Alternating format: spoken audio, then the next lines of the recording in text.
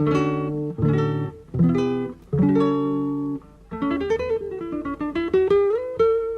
Central 3 apresenta o Cinema Nacional em Revista. É o Central Cine Brasil.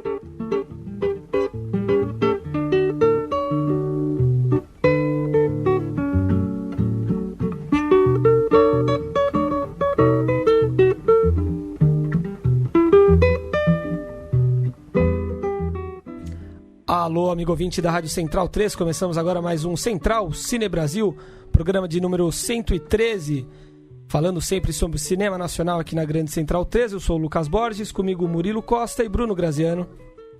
Boa noite, Lucas. E hoje com dois filmes de temática bem jovem, né? Temáticas parecidas. Exatamente. Não é isso, Bruno Graziano? É isso mesmo. E começamos falando com Ali Muritiba, o diretor de Ferrugem. Como vai, Ali? Muito obrigado por nos atender. Opa, boa noite, gente. Tá tudo bem, tudo certo. Bacana. Ali, eu queria que você falasse um pouco sobre o filme, né? Claro, Ferrugem, que tá fazendo bastante sucesso aí, ganhou o Festival de Brasília. E ele tem algumas coisas aí meio pesadas, né? De debate, né? De temas atuais, fortes. E constatando, assim, o clima de alguns festivais recentes, como, por exemplo, quando a Daniela Tomás lançou Vazante num festival e foi ali destruída, digamos. Queria saber como você lidou com isso, se você estava um pouco inseguro, se você estava bastante convicto do seu filme, e como você lidou com essa expectativa de lidar com debates públicos, ser questionado ali, temas tão contundentes, né, e atuais. Bom, o filme ele ganhou, na verdade, o Festival de Gramado, né? O de Brasília, ele começa amanhã. Eu tinha já circulado com o filme por festivais internacionais, então já tinha passado pela experiência dos debates e já imaginava um pouco quais eram as questões que o filme ia suscitar. E obviamente estava muito ansioso para saber como é que ele bateria aqui no Brasil. E para minha alegria, o filme tem feito muito sucesso. O filme, ele fala, na superfície, ele fala sobre essa coisa do bullying virtual e da exposição da intimidade na internet, mas em camadas mais profundas ele também fala sobre misoginia, também fala sobre machismo, que são questões muito, muito recentes que se discutem muito hoje na sociedade brasileira. E a acolhida positiva ao filme é sinal de que a abordagem que a gente deu a esses temas é uma abordagem correta. O filme ganhou melhor som, melhor roteiro, que você coassina, né? E melhor filme, né? Em Gramado, correto? Exato, foram esses os 3 prêmios que nós recebemos lá em Gramado. Legal. E é um filme, como a gente disse, que coloca essa nova geração que nasceu com a internet, com o smartphone na mão, em xeque, né? E como pais lidam com isso, etc. Todos os dramas que a parte ruim aí da internet proporciona. E, obviamente, é um filme que é feito, né, com esses mesmos jovens, com atores que vivem esses mesmos dramas. Eu queria saber de você como foi para esse elenco interpretar essa história, se eles compartilhavam dos mesmos problemas, ou se não, enfim, como foi para eles mergulhar nessa trama? Então, para eles foi bastante confortável falar desse universo, porque, no fim das contas, é o universo deles. Eles são todos nascidos já no mundo com internet, foram educados nesse mundo conectado. Talvez eles nunca tivessem parado para refletir sobre algumas consequências danosas desse mundo interconectado. E acho que o filme, de certo modo, colaborou para isso. Então, ao fim e ao cabo, todo o processo de preparação de elenco, que durou aí 1 mês e meio, tirando o casting, tirando o processo de teste de elenco, teve uma oficina de interpretação que durou 1 mês com quase 30 jovens. Foi uma grande experiência para eles se conhecerem enquanto jovens, enquanto cidadãos e também enquanto atores. E foi uma grande experiência para que eles pudessem discutir os temas mais a fundo, para que enfim pudessem encarnar essa história, principalmente os dois protagonistas, o Giovanni e a Tiffany Dobkin. Ali, primeiro, sinceros parabéns pelo filme, que é um grande filme. E eu queria saber de você... No século XX era fácil, né, fazer um suspense, tinha muita arma de fogo, carro, explosões, dramas realmente físicos, assim, de... Como é que você pensa em fazer, assim, você que já é da geração analógica, como você se interessou por esse tema e como é que é criar um suspense a partir desse mundo virtual novo aí que o mundo está se adaptando já faz algum tempo, mas que cada vez mais se embaralha com o mundo real. E o que me intrigou mais é que você conseguiu um filme cru, sem maniqueísmos baratos, mas sobre um tema realmente que angustia, né, a todos nós. E como é que você via realmente dos jovens, assim? Você batia um papo com os atores, como é que eles viam essa situação mais a fundo mesmo, essa coisa da dependência do celular, né? Que além do tema principal do suicídio, a dependência do celular ela é criticada de maneira muito, muito precisa, assim, né? Eu achei um filme realmente muito preciso nesse sentido. Obrigado pelas palavras. Então, no mundo da hiperconectividade e no mundo da exposição, no mundo da tecnologia, mostrar as coisas fazendo um filme é muito mais fácil do que era no século passado. No século passado, mostrar uma grande explosão era um grande feito porque era difícil realizar aquilo. Mostrar uma cena com muito sangue, uma cena muito explícita, era eventualmente até desejável porque era muito difícil realizar. Hoje em dia, como existem inclusive aplicativos que já simulam uma série de efeitos e etc e tal, acho que a sacada do filme para construir o suspense foi a sacada de não mostrar e de sugerir, que é uma sacada antiquíssima, uma sacada dos primórdios do cinema, onde se sugeria muito mais e se mostrava muito menos. Então, no fim das contas, foi quase que uma retomada de uma certa tradição cinematográfica que convida o espectador a completar parte da imagem e parte da história em sua cabeça. E acho que daí também vem parte do sucesso do filme, inclusive com os jovens, porque eles estão tão acostumados com tudo muito explícito, que essa coisa implícita do filme os deixa mais tensos, mais agoniados, e o fato do filme falar desse tema, que é um tema tão cotidiano para eles, que é o uso da internet, que é a exposição de suas intimidades, e mostrar o quanto essa coisa que está tão próxima a eles pode ser muito desastrosa e pode decorrer numa grande tragédia para aquela personagem, acho que causa neles um certo frisson e temor de que aquilo possa acontecer com eles também. Fora que boa parte dos moleques e meninas para quem eu tenho mostrado o filme ao redor do Brasil sempre tem uma história parecida para contar. Os índices, as taxas de exposição da internet, de intimidade na internet são altíssimas hoje em dia. A taxa de suicídio entre jovens e adolescentes é altíssima. Então, de certo modo, todos eles percebem que esse tema está muito próximo, está muito no cotidiano e no entorno deles. E, obviamente, eu conversava muito sobre isso com os meus atores e com as minhas atrizes. Já tinha feito isso antes mesmo. No processo de escrita do roteiro, eu e a corroteirista Jessica, a gente conversou muito com adolescentes para entender, enfim, quais eram os medos, os anseios que eles tinham, como é que eles andavam se expressando esses medos, como é que eles se comunicavam através do celular, o que é que eles consumiam de imagem no celular deles. Então já houve uma pesquisa de campo aí muito grande, antes mesmo da filmagem.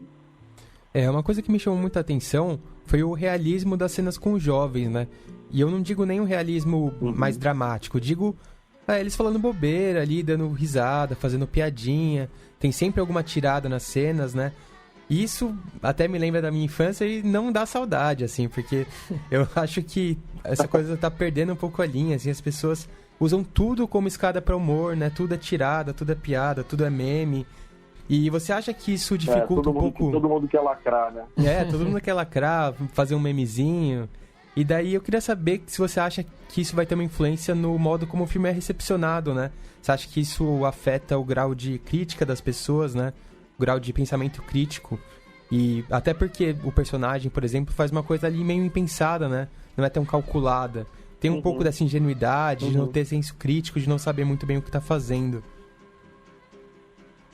Então, eu acho que o filme, nesse sentido, ele é um retrato dessa geração, que é uma geração bastante inconsequente. É uma geração que leva tudo na brincadeira e quando as coisas se tornam sérias, ela fica perdida e não sabe o que fazer.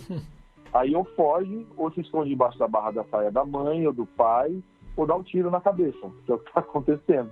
O filme, nesse sentido, acaba sendo um diagnóstico. E é curioso, cara. Ontem eu tive numa sessão em Goiânia, estou em Goiânia hoje, tive numa sessão de debate aqui que estava repleta de adolescentes. É maluco, porque no momento da zoação com a Tati, em que ficam aparecendo os memes com os personagens conhecidos como Messi, Papa, Neymar, etc., fazendo o símbolozinho lá do joinha, do curtir, do Facebook e tal, os meninos riem e as meninas não, porque elas se estão super identificadas com a garota e tal. E aí quando chega no final do filme, ontem, quando chegou no final do filme, eu perguntei para os garotos, ninguém teve coragem de responder. Eu falei, e aí, rapaziada, como é que vocês se sentem agora de terem rido? Silêncio sepulcral, assim, sabe? Então, cara, é uma geração que não está entendendo muito bem que existem coisas muito sérias acontecendo no mundo e que, eventualmente, eles estão provocando essas coisas muito sérias. Não é à toa que os índices de popularidade do candidato mais conservador à eleição presidencial são altíssimos com a molecada de 16 a 24 anos de idade, que acha que o mundo é Call of Duty, é GTA, sabe? Que é pegar o carro e a arma e sair dando tiro pela cidade, sei lá. Ferrugem completa agora, a gente está gravando o programa no dia 13, né, de setembro, 2 semanas em cartaz, não é isso, Ali? Isso, 2 semanas. 2 semanas. E a gente sabe que público para o cinema nacional ainda é um desafio, né? Conquistar público. São cada vez mais filmes e bons filmes sendo feitos, mas ainda é difícil ter bilheteria. E como foi para Ferrugem? Alcançou as expectativas? Vocês estão satisfeitos? O filme pode ficar mais tempo em cartaz? A gente está indo bem. A gente está indo agora para a 3ª semana. Então, rompemos a barreira da 2ª semana. E em 2 semanas a gente já chegou a aproximadamente 20 mil espectadores. Por um filme tão pequeno, distribuído por uma empresa, por uma distribuidora do Paraná, é um puto feito. Assim. A gente está, se você for olhar aí no filme B, no boletim filme B, dos filmes brasileiros lançados há pouco tempo, nós e Benzinho somos os filmes que performaram melhor de todos os lançamentos brasileiros, exceto, é claro, o Candidato Honesto 2, que é um ponto fora da curva, porque, enfim, Leandro Hassum, comédia, ocupando 600 salas, né? Sim. Ali, eu queria fazer uma outra pergunta ligada à trama, que me veio aqui que, apesar da protagonista ser uma jovem e os principais protagonistas serem os jovens, quem acaba desencadeando o desfecho do filme, quem acaba interferindo, né, nessa realidade do desfecho do filme, são os pais, né? E são personagens muito bem construídos, eu achei, tanto o pai quanto a mãe. Eles vêm pra mudar, talvez justamente por essa noção de que os jovens tudo acham que podem, mas na verdade quem ainda define os rumos do mundo são os mais velhos, são os adultos, como sempre foi, como sempre será. E queria saber se esses personagens dos pais estavam desde o começo ou se eles realmente surgiram no final do processo do roteiro, surgiram depois, e como você pensou essa inclusão deles no roteiro? Não, eles já estavam, a família do René já estava completamente delineada desde o começo da história. A figura dessa mãe que chega grávida e que chama o filho para a realidade, que dá uma chacoalhada no moleque e fala, cara, assume as merdas que vocês fizeram, já estava desde o começo, porque é um dos princípios defendidos pelo filme, que é esse princípio de que é preciso chamar os jovens à responsabilidade. E isso não tem acontecido, porque boa parte dos adultos não tem também sido muito responsáveis pela criação dos seus jovens, dos seus filhos, pela educação dos seus jovens, dos seus filhos. Boa parte dos adultos tem agido ou como o pai do garoto, que acoberta tudo e tenta proteger, ou como os pais da menina, que estão ausentes, que não aparecem nunca, e etc. E tal. Então, principalmente a personagem da mãe, que é essa personagem, essa feminina que chega com muita clareza da situação e coloca as coisas no lugar, estava lá desde sempre, e para mim era muito importante que ela incorporasse esse princípio que para mim tem faltado um pouco na geração de pais, que é a minha geração, que é a geração de pais distraídos. Nós estamos distraídos demais com os nossos smartphones para olhar para os nossos filhos, para perceber que eventualmente eles estão passando por um problema, por uma dificuldade. Estamos ocupados demais com os nossos smartphones para poder educá-los ou para impor limites a eles. E aí as consequências têm sido bem desastrosas. Ali, embora tenha bastante humor ali no filme, os personagens fazendo piadinhas e tal, a gente sente um clima bem opressor, né? Entre os protagonistas, entre todo mundo. Tem muitas camadas de tensão e de agressividade ali, né? Até as brincadeiras como Eu Nunca logo viram uma troca de acusações, ou as personagens estão ali no banheiro conversando e você olha na parede e tá sempre escrito puta, viado, boqueteira. E esse tom pesado usado pra falar de sexo, né? Agressivo. Eu queria saber como que é abordar isso com jovens no meio de uma discussão que a gente vive hoje sobre educação sexual vista por um viés extremamente conservador, né? De querer reprimir, não falar sobre. E esse viés conservador, inclusive, já tá reverberando, já está colando nos jovens, assim, sabe? Essa tentativa absurda de culpabilizar os corpos, principalmente o corpo feminino, culpabilizar o desejo feminino, reprimi-lo, guardá-lo, repreendê-lo quando ele é manifesto. Está posto desde sempre nesse país conservador e machista onde vivemos, só que hoje em dia isso é propagado de maneira mais rápida por conta da internet, da conectividade, etc. e tal. E para mim abordar esse tema lá com esses jovens e para depois tentar de alguma maneira me comunicar com os jovens de hoje em dia, era muito importante que isso fosse feito, como vocês disseram no começo da fala, de maneira não maniqueísta, para que soasse a eles natural, para que depois gerasse neles desconforto, para que eles percebessem que não é natural.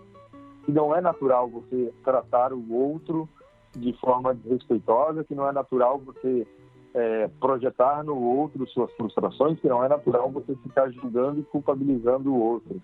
E de ensaio com esses atores e atrizes jovens e tal, a ideia era justamente trazer um pouco do histórico deles para buscar a naturalidade nas interpretações, para que a coisa não soasse forçada, para que não soasse maniqueísta, porque em alguns filmes adolescentes que a gente vê por aí, a coisa é muito rasa, me soa muito rasa, e me parece que os adolescentes são muito caricatos. Eu queria evitar essa caricatura a todo custo. Então, isso foi feito durante o processo de ensaio. Então, acho que conseguimos evitar isso no processo de ensaio. Bacana. Ali, muito obrigado por nos atender. Foi um prazer falar com você. E boa sorte com o Ferrugem, que ele continue aí mais 2 semanas nos cinemas. Claro, obrigado, gente. Valeu, Ali. Obrigado. Vamos então para a segunda entrevista desse Central Cine Brasil. Depois de falar com o Ali Muritiba sobre Ferrugem, a gente vai falar sobre um outro filme que tem uma temática semelhante. Vamos falar de Yonlu, de Ike Montanari, um filme que conta a história do Vinícius, né, também conhecido como Yonlu, uma história verídica de um jovem garoto que acabou se suicidando, enfim. E uma história que tem a internet como protagonista também. O Ike está conosco ao telefone agora. Como vai, Ike? Tudo bom? Oi, tudo bem? Prazer estar com vocês agora. Eu queria começar te perguntando, Ike, em que momento você decidiu que as composições musicais do Yonlu, que as ilustrações dele, enfim, que o trabalho artístico dele, que é um trabalho muito vasto, muito interessante, que esse trabalho determinaria o rumo do filme? Quando foi que você teve o contato com esse trabalho e decidiu que o filme vai ser baseado em torno disso? Em 2009, quando o CD internacional dele foi lançado pelo selo Lacabop, né, que é o selo do David Byrne, um selo de Nova York, né, um selo, digamos, referência da produção indie musical no mundo, né, o David Byrne e os Talking Heads, né. Em 2009, quando esse álbum internacional do Yon Lu é lançado, com 14 faixas, eu tive a vontade de revisitar essa história, não o fato em si ocorrido em 2006, o suicídio dele, mas eu tive a curiosidade de fazer um resgate a respeito de quem era esse garoto, porque com o lançamento desse álbum, não era pouca coisa, né? A gente está falando de um álbum internacional que primeiro foi lançado nos Estados Unidos, Nova York, depois ia para a Europa, para bem depois, numa terceira etapa, chegar no Brasil. E ele figurando ao lado de nomes como Tom Zé, Caetano Veloso, Mutantes, tendo sido colocado entre esses nomes, assim, para quem aprecia a música brasileira lá fora. E aí caiu a minha ficha, né? Um cara aqui da minha cidade, eu resido em Porto Alegre, cuja história enquanto artista eu mesmo desconheço. Daí eu fui atrás desse resgate, comecei a ler a respeito dele e acessei a história de um garoto extremamente criativo, com uma cabeça e um pensamento muito maduro para a sua idade, para a sua época, posso até dizer, com desenvoltura para o uso da internet, fluente em 5 idiomas, com um domínio absurdo do idioma inglês, tanto é que suas composições são basicamente em inglês, e o inglês também era o idioma que ele usava para se comunicar com o mundo, né?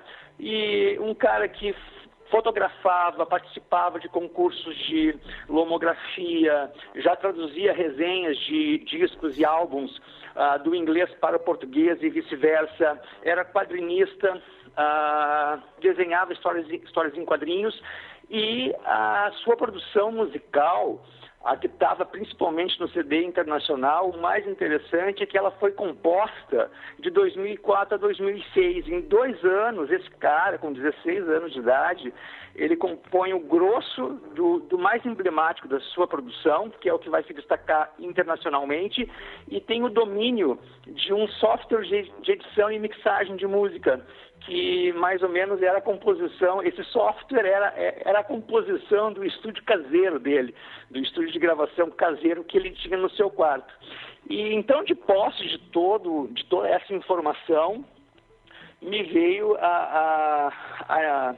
quase que o filme na cabeça, assim, e eu tenho todos os elementos, né, reunidos para transformar essa história num roteiro de cinema, num roteiro cinematográfico, aliando essa questão dessa apresentação e exploração do universo desse garoto, quem foi esse garoto, que universo foi esse desse garoto, e apresentar a sua produção artística para um público maior através do cinema.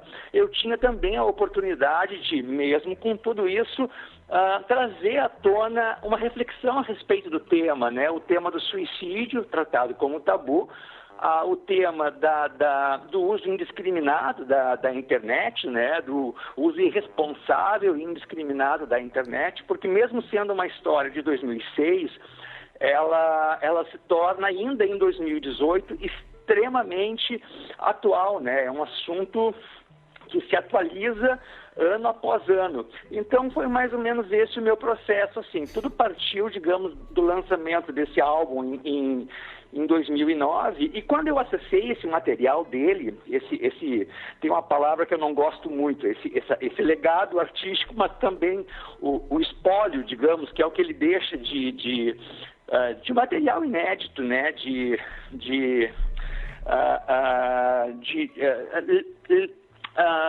letras de músicas inéditas, novas ilustrações ainda não publicadas, músicas também novas, tudo de posse da família, né, que mantinha e mantém esse acervo. Me veio, assim, as ilustrações dele pediam movimento, quase como que pedissem vida. E as ilustrações dialogam muito com o estado do personagem e também com o estado desse garoto, no momento em que ele as desenhou.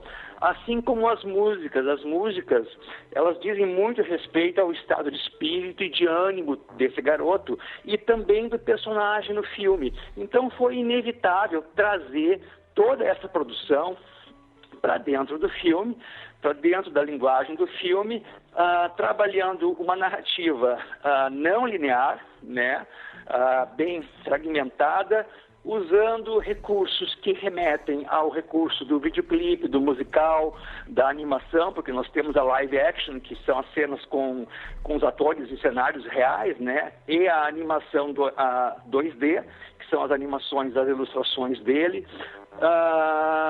E é isso, cenas baseadas nos fatos reais, né? Nós temos o fórum virtual, que ele é, digamos, materializado no filme como um recurso cênico, né, de encenação, trazendo também uma outra linguagem para dentro da linguagem do cinema, que não foi de nós buscarmos, digamos, o que seria mais óbvio, talvez, numa história dessas, que tem a internet como quase um personagem, né? Que seria efeitos digitais, digamos.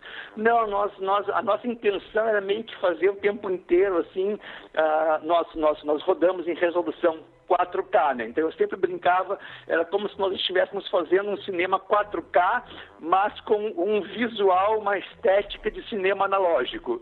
Então foi mais ou menos esse foi o nosso ponto de partida, digamos assim. E que é uma grande responsabilidade, né? Você lidar com a arte de outra pessoa dessa maneira, né? Porque você pega os desenhos parados, por exemplo, e dá vida a eles. E é como se você estivesse, por exemplo, pegando uma letra que um artista deixou e musicando. Você cria uma coisa em cima de algo que foi deixado, né?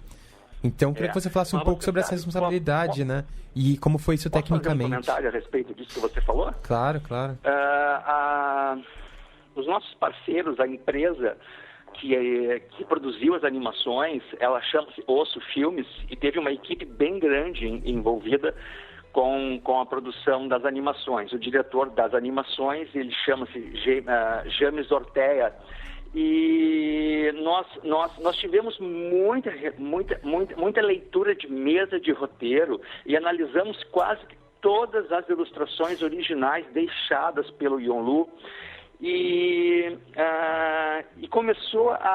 nós começamos a entrar no detalhe das técnicas usadas por ele, técnicas assim que beiravam e muito a questão da produção de uma arte artesanal quase. Artesanal, dá para se dizer, com caneta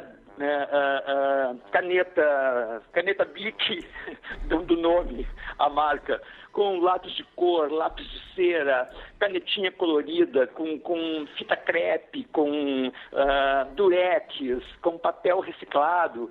Então o cara, ele trabalhava muito essa coisa assim de texturas diferentes e coisas assim que ele tinha muito à mão, assim, sabe? Não tinha, digamos, uma elaboração no material dele. E por uma questão de nós sermos, digamos, fiéis e condizentes com o que esse rapaz produziu, nós decidimos que as animações do filme, elas iriam aproveitar toda essa técnica mista e artesanal dele, né? E ela seria uma animação 2D, né, que também iria trabalhar na sua concepção essas mesmas técnicas. Então nós buscamos muito assim a fidelidade nas animações com as ilustrações originais dele. A gente acabou de falar com o Ali Moritiba sobre Ferrugem, que é um filme que retrata aí jovens, a relação com a internet, e tem um fator muito forte da misoginia, né? Enfim, o machismo. O seu filme já vai para um outro lado com esses mesmos componentes da juventude da internet, mas eu acho que trata um pouco sobre problemas psicológicos, etc. Né? Como foi para você mergulhar nesse universo desse problema específico? E, enfim, o que você aprendeu, o que você acha que o filme pode passar e contribuir para os jovens que sofrem com esse drama aí? Pois é, você sabe que assim, como nós estávamos trabalhando com um tema, digamos, que merecia ser tratado com responsabilidade, com delicadeza e com muito cuidado na sua abordagem, nós fomos orientados o tempo inteiro e fizemos várias leituras de mesa do roteiro com pessoal, com profissionais da área da saúde mental, né? Então, tanto em diálogos das cenas de Yonlu com o terapeuta, e em vários voice-overs que nós utilizamos, que são basicamente letras de música originais dele, inéditas, que nós estamos usando como voice-overs no filme. Voice-over. Então, praticamente nós lemos com os profissionais da saúde mental, assim, a cada ponto e vírgula dos diálogos desse filme, para exatamente sermos orientados no sentido de que o que nós estávamos trazendo enquanto informação, digamos, iria contribuir positivamente, ou seja, fazer com que nós tivéssemos a propensão de estarmos proporcionando uma reflexão sobre o tema e não ao contrário, né? Então nós somos orientados em coisas como, por exemplo, assim, que isso norteou toda e qualquer ação e escolha nossa, tanto de roteiro, que eu também assino, quanto durante a filmagem. Esse garoto, como qualquer personagem de filme que trata do tema suicídio, esse garoto, ele não poderia ser vitimizado, para começo de conversa, mas muito antes disso, ele não poderia ser tratado como um super-herói, né? Então, isso daí, às vezes você anda num limite entre uma coisa e outra, e nós tivemos que ter uma orientação bem pontual nesse sentido. Outras duas coisas muito importantes. Nós não poderíamos em nenhum momento romantizar e glamorizar a questão do suicídio. Que às vezes coisas assim que você, mesmo achando que você não está fazendo isso, um deslize, você já está pegando essa linha que é a linha mais incorreta, né, e equivocada para se tratar a abordagem de um tema desses num filme, né, cuja classificação indicativa do Ministério da Justiça é de 14 anos, né? Então nós tivemos toda essa base, esse chão de profissionais da saúde mental, e chegou num ponto, quando nós fomos ler a última versão de roteiro que foi a filmada, a versão 12, essas pessoas da saúde mental disseram: vão e rodem esse filme. O conteúdo é esse, ele está pronto, vai promover uma reflexão, vai jogar uma luz sobre o assunto, vai chamar as pessoas para o diálogo, e os resultados que nós estamos tendo, os retornos de crítica, os retornos dos profissionais da saúde mental, os retornos dos fãs, vão todos nesse sentido, né? De que o filme, com relação ao tema, ele trata com empatia, eu acho isso uma coisa sensacional, com responsabilidade, com sensibilidade. Teve uma menina, quando ela assistiu, uma menina que escreve para um site que faz crítica de cinema, ela assistiu o filme no Festival do Rio no ano passado, e ela escreveu o seguinte, que Yonlu era um filme infelizmente necessário, infelizmente não pelo filme, pela temática, né, de você estar abordando um suicídio de um adolescente de 16 anos. Mas necessário, e que era um filme que ela julgava ser um filme para ser visto nas salas das casas, em família, com pai, com mãe, com filhos, tios, avós, sobrinhos, netos. Então eu acredito que, partindo disso que eu estou te dizendo agora, nós chegamos lá, sabe? Essa questão do filme trazer uma reflexão responsável a respeito do tema. E, a princípio, são os retornos que nós estamos tendo, né? Então, nesse sentido, a gente fica bem satisfeito e aliviado até, porque a responsabilidade, né, sempre foi muito grande nesse aspecto, né? Legal, Ike. Muito obrigado por nos atender. Foi um prazer conversar com você. Infelizmente, tempo curto, mas foi um prazer falar com você. Parabéns pelo Yonlu e que o filme faça carreira aí, mais tempo no cinema, enfim, streaming, TV a cabo, e que seja bastante assistido. Obrigado, Olha, o prazer foi meu, tá? E eu desejo, assim, muita sorte, sucesso para vocês e um abração em todo mundo que está nos ouvindo agora, tá bem? Um abraço, muito obrigado. Obrigado, um abraço. Outro. Tchau. Eu gostei do filme que ele tem um tom meio documental, né? Lembra muito um documentário que eu gosto demais, que é Daniel Johnston e o Demônio, pela estrutura mesmo. Ele pega ali a fala do psiquiatra e costura como se fossem materiais de arquivo em torno, né? Sim. Você não sente, às vezes, vendo uma ficção. Parece que você está vendo um documentário sobre ele. Sim, eu achei bem interessante como ele constrói. Acredito até que talvez o terapeuta seja, de fato, né?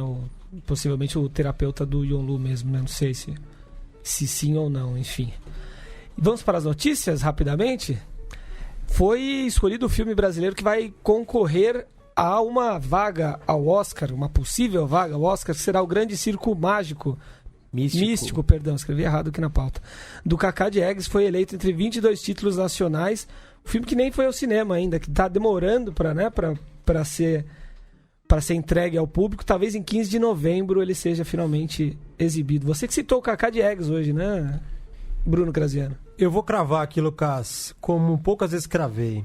Estará entre os 5. Olha lá, palpite ousado. Depois de 6 tentativas do Cacá, o Cacá já teve 6 filmes dele, né? Cacá que já concorreu algumas, acho que 3 vezes a Palma de Ouro, se não me engano. O Oscar nunca Mas foi. o Cacá tá num momento de sorte aí, né? Entrou pra tão famigerada ABL, né? Sim. Academia Brasileira de Letras. No lugar do Nelson, né? Do Nelson Pereira dos Santos. Sim.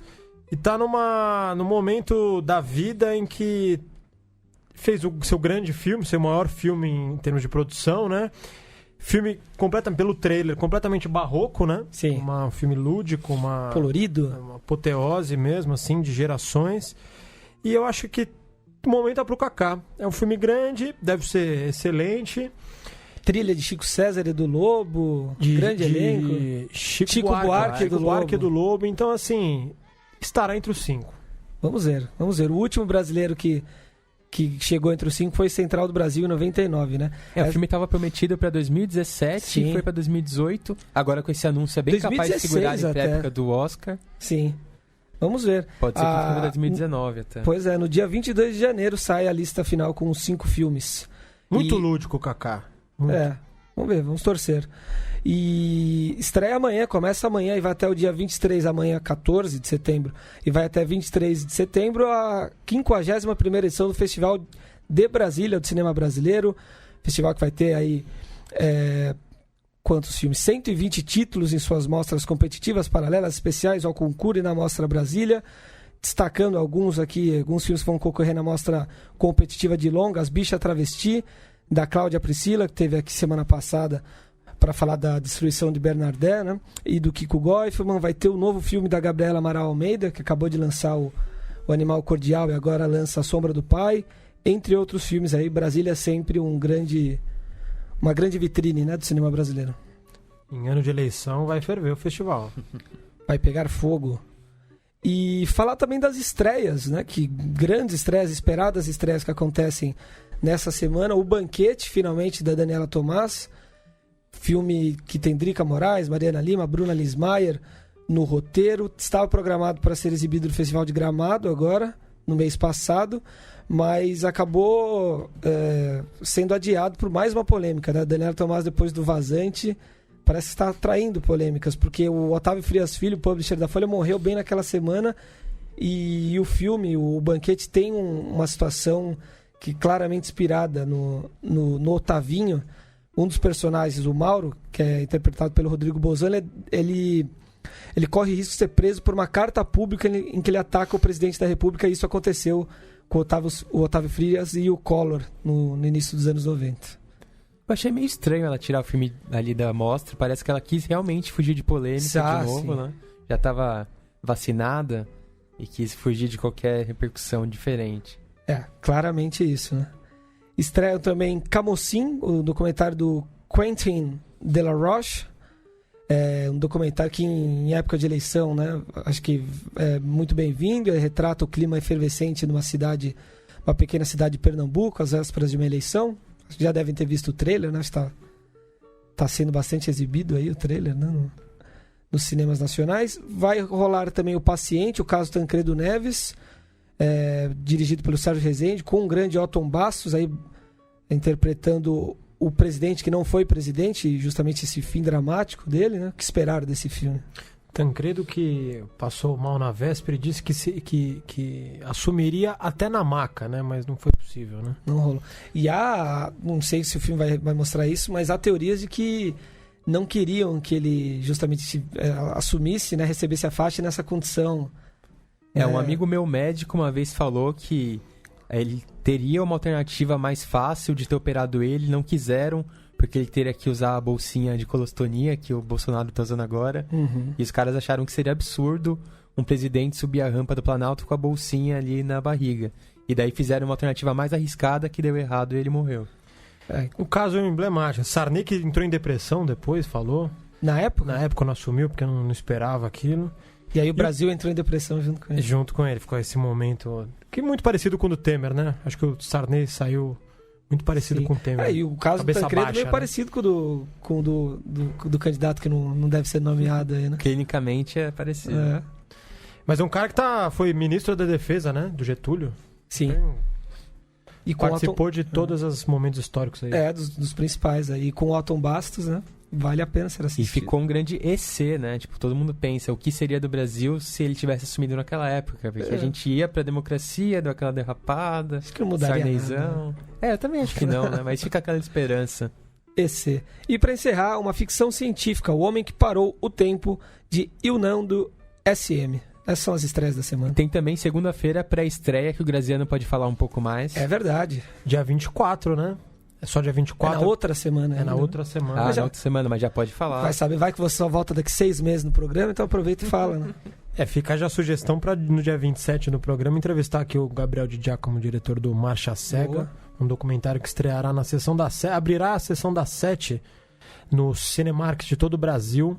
De segunda a sexta, às 7 horas, filmes brasileiros independentes. Filme chocante, imagens realmente, né? É um filme bastante urgente, assim, que faz um resumo importante sobre a discussão da segurança pública e da violência do Estado através do seu braço armado.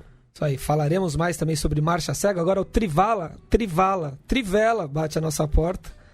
É hora do Trivela gravar o seu programa. Então, muito obrigado, Bruno Graziano e Murilo Costa. Foi um prazer. Valeu, Lucas. Vamos ceder os estúdios aí pro pessoal do futebol. Isso aí. E semana que vem a gente volta. Com vitória do Corinthians. Se já quiser. Um abraço.